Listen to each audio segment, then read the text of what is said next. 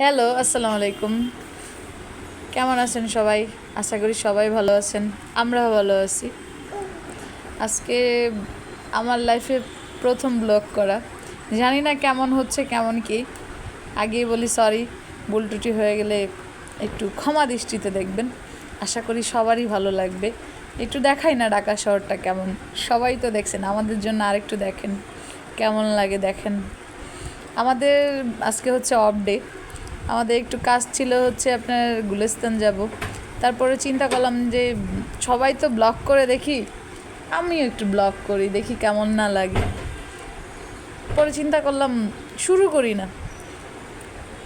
এই যে ব্লগ করতেছি, সবাই দোয়া করবেন। এই যে দেখেন কত উঁচু উঁচু বিল্ডিং, ঢাকা শহরে কত উঁচু উঁচু বিল্ডিং। সবাই সবার মতো ব্যস্ত, সবাই সবার লাইফ নিয়ে ব্যস্ত।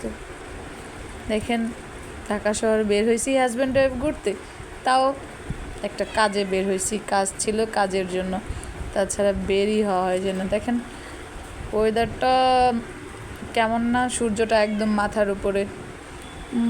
মানে এই প্রথমবার অনেক দিন টানা 2 মাস পরে রৌদ্র উঠলো, এরকমভাবে মনে হচ্ছে না রৌদ্র উঠছে। হালকা বাতাস, মিষ্টি মিষ্টি বাতাস। এই মিষ্টি মিষ্টি বাতাসে যাচ্ছি হচ্ছে আপনার গুলিস্তান, কিছু কেনাকাটা করব। আমাদের হচ্ছে কেনাকাটা শেষ, আমরা এখন বাসার দিকে যাচ্ছি। কেনাকাটা কি করলাম তা দেখাতে পারলাম না। ইনশাল্লাহ নেক্সট ভিডিও আপনাদেরকে কি কেনাকাটা করছি দেখাবো। গাইস দেখেন হঠাৎ করে বৃষ্টি পড়তেছে, এই রৌদ্র, এই বৃষ্টি।